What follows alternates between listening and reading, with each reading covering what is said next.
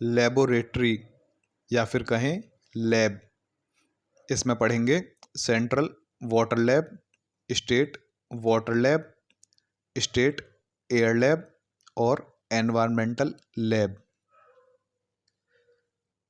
इन सभी लैब्स में कॉमन क्या है, कॉमन क्या लिखना है? गवर्नमेंट ऑफिशियल गैजेट में नोटिफिकेशन के द्वारा लैब को इस्टेब्लिश कर सकती है या फिर किसी एग्जिस्टिंग लैब या इंस्टीट्यूट को लैब के तौर पे स्पेसिफाई या फिर रिकॉग्नाइज कर सकती है। और गवर्नमेंट जो है वह बोर्ड के साथ कंसल्ट करके रूल्स प्रेस्क्राइब कर सकती है कि लैब के फंक्शंस क्या होंगे और क्या प्रोसीजर फॉलो होगा, सैंपल सबमिट करने का, लैब की रिपोर्ट किस फॉर्म में होगी, क्या फ़ीस होगी, या फिर कोई और ज़रूरी मैटर हो लैब के काम के लिए। तो ये सभी लैब्स में आपका central water lab, state water lab, state air lab, environmental lab, इन सभी में ये बातें कॉमन होंगी कि गवर्नमेंट ऑफिशियल नोटिफिकेशन के थ्रू लैब इस्टेब्लिश कर सकती है या फिर किसी एग्जिस्टिंग लैब या इंस्टीट्यूट को लैब के तौर पे स्पेसिफाई या फिर रिकॉग्नाइज कर सकती है और बोर्ड के साथ कंसल्ट करके रूल्स प्रेस्क्राइब कर सकती है कि लैब के क्या फंक्शंस होंगे और क्या प्रोसीजर फॉलो होंगे, सैंपल को सबमिट करने के, लैब की रिपोर्ट किस फॉर्म में होगी, क्या क्या फीस होंगी या फिर कोई और ज़रूरी मैटर हो। अब स्पेसिफिक हर लैब के बारे में देखते हैं। सबसे पहले सेंट्रल वाटर लैब।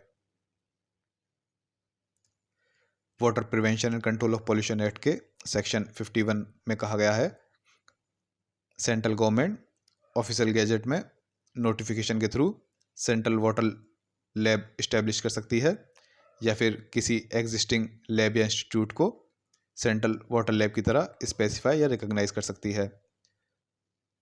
और सेंट्रल गवर्नमेंट सेंट्रल बोर्ड से कंसल्ट करने के बाद रूल्स प्रेस्क्राइब कर सकती है कि सेंट्रल वाटर लैब के क्या फंक्शंस होंगे और क्या प्रोसीजर फॉलो होगा सैंपल्स को सबमिट करने का।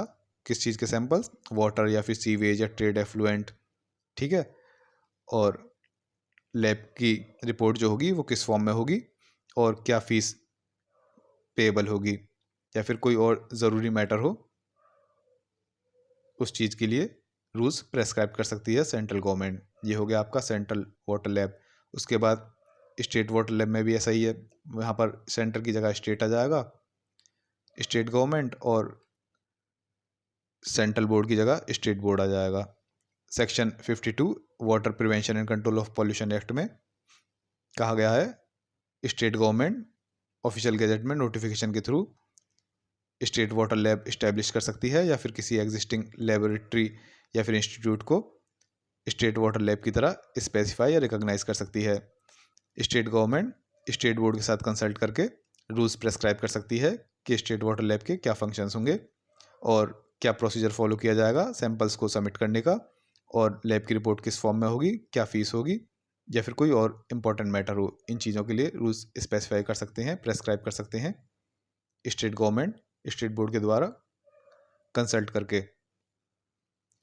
ये हो गया आपका स्टेट वाटर लैब। अब आ गया आपका स्टेट एयर लैब।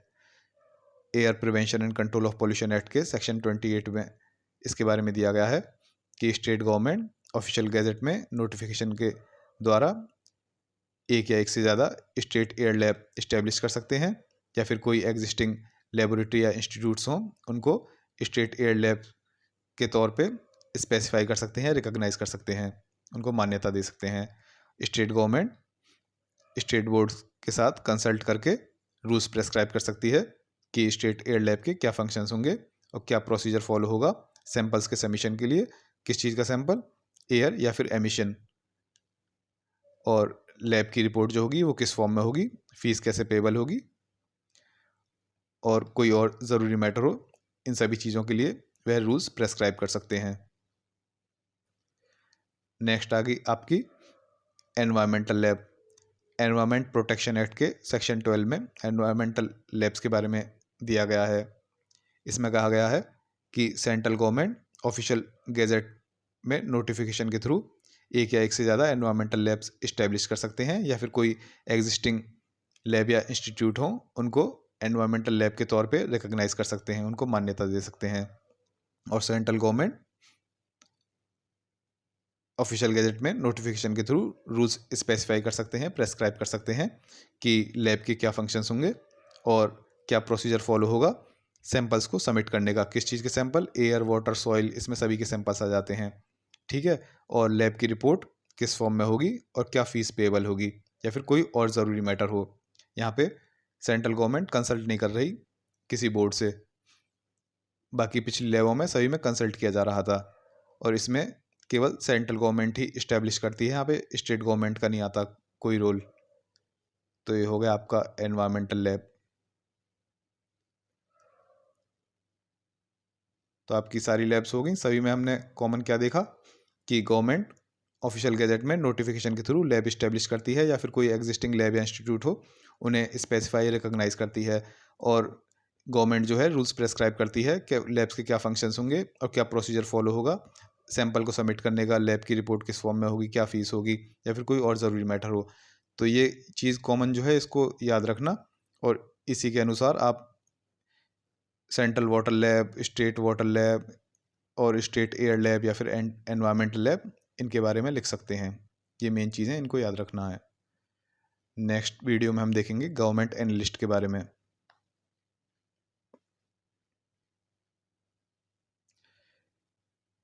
कि नोट्स की पीडीएफ जो है रिवीजन के लिए चाहिए तो उसका डाउनलोड लिंक डिस्क्रिप्शन बॉक्स में डाल देंगे, इंटरेस्टेड हो वहाँ से ले सकते हैं।